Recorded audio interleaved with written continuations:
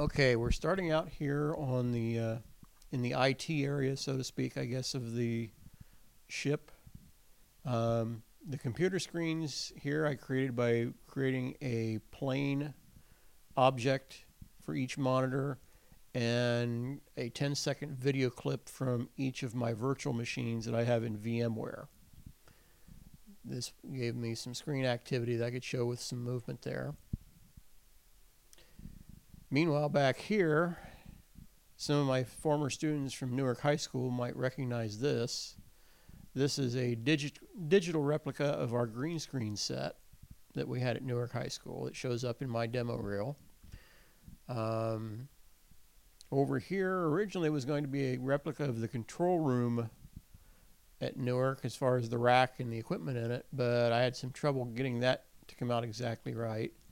So it's just a kind of a generic control room at this point. It looks good from a distance, but you get too close, you'll notice that the girl sitting at the control station there, her arm goes right through the control panel because the movements aren't quite right. Back here, we're back in the IT area. This is looking back towards that green screen area. The large monitor has got another video loop that runs on it, and then back in the background there's some server racks. On the lower deck, we have one of the planes made to look like it's under repair by taking some of the parts off and laying them sideways on the floor. Our pilot here was made in Adobe Mixamo, and the movements for most of the characters came from Adobe Mixamo. However, the pilot, I'm not happy with the movement there, so that is kind of the reason I'm going to try to do some motion capture to try to get a movement that I like more for that character, who needs to be basically signaling the player to stop and stay away from the airplane that's sitting there waiting to take off. On the takeoffs and the video clip of the flyby, cutscene animations in video games can be done a couple of ways. They can either be just an actual video file like an MPEG-4, or, as in my case, this is actually done with a script and 8 cameras that follow a camera track. And the advantage to that is that if there are any changes in the game, such as in this case we threw the cargo box out the window there, and so on, that basically the video will be correct and up to date with wherever the players and objects were at the time the script was triggered. Now, just to kind of help prove that point, I'm going to jump down here to the surface and go over here and grab the purple ball that's down here and take it back up to the ship. This is kind of a remnant from the original version of this game, which started life in my introduction to VR class and continued to evolve through the interactive VR class last spring, and was shown in the spring Expo at Ohio University. This is actually version 8 of this project. A lot of major revisions along the way since the previous version. The previous version, the cutscenes weren't working quite right and so on. This has all been fixed and everything is working properly, plus the lighting and so on has been redone, and a number of different changes. But to help prove the point, this is several of the objects in here are grabbable, and that's a throwback to the original game. In this case, the purple sphere I'm going to set down here by the runway.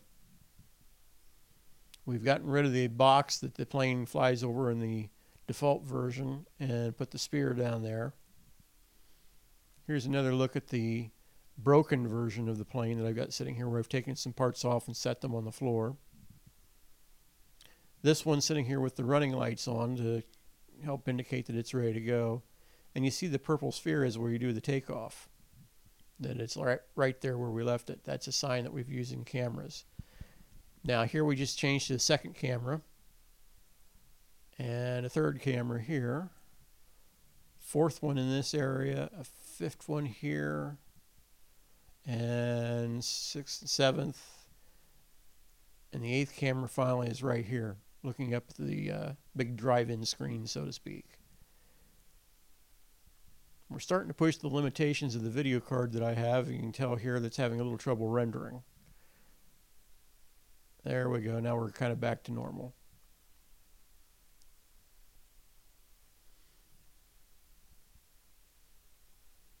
We've got the buildings, and some of the objects you see here were freebies from the asset store in Unity. The ship itself with the words and so on was created in Blender and then imported into Unity. And now we're back up here in the office again. We just teleported back up. That's what the red cylinders are that you see different places. That's where our teleport pads are. The plane, the script that runs when it's triggered, moves the plane down there and moves the character down there in order to do the cutscene thing. Now if we go back here, here's another view down there. Looking down from above, you see the plane sitting down there in front of the screen where we just landed, and the three of them that are parked there under the other spotlight. Now if I jump out back here, I land in the woods, kind of back in behind the buildings. I can run over here through the woods, and we can see a little more detail now of the buildings themselves. These were free assets from the asset store. The ruins here, I like the effect of it, and I found it interesting that they used JPEGs of stuff on some of the inner walls to make it look like additional detail from a distance. But there's about 5 of these objects in this particular scene. We'll run back over to the teleport pad, and now we're back on the ship. Depending on what direction you approach it from, that's how you end up on the ship in terms of your orientation. The next rendition of this is going to be with audio effects, and that will be what we'll work on for the immersive audio class. There's our updated footage, and as before we come over here and jump down through the hatch, and over here we see the pilot with the new motion capture piece waving her arms trying to get us to stop, and we're going to ignore that and jump in the plane and take off. As we go down the runway here and we get over here by the cargo crate, you'll notice that there's a cargo worker there that gets down on the floor trying to duck and avoid the jet wash as we go by. Now we go out the hatch and we do our flyby sequence as before. And flying past the logo ship here, if you look closely you can see some of the interior details of it. We come down here and land.